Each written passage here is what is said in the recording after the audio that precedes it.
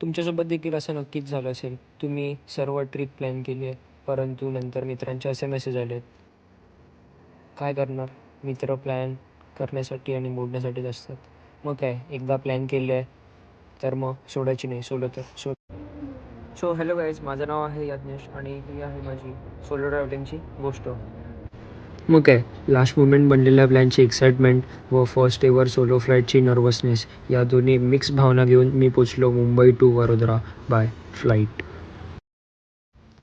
एअरपोर्टवरून बाहेर आलेला माणूस कोणतरी मोठा आहे असं समजून मला रिक्षावाल्याने 200 रुपयाचा चुना लावला आणि बसस्टॉपजवळ सोडलं. आणि काय, बसस्टॉपला आल्यावरती माझी काहीशी परिस्थिती अशी होती. साला हिंदी और इंग्लिश में लिखा ही नहीं है किधर, सब गुजराती में है.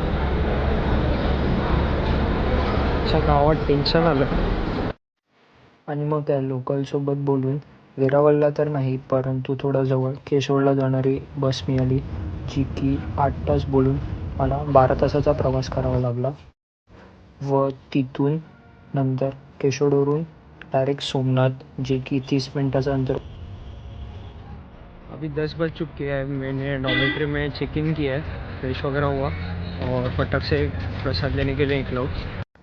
आणि या प्रसादासोबत माझा डे 1 इकडेच संपला.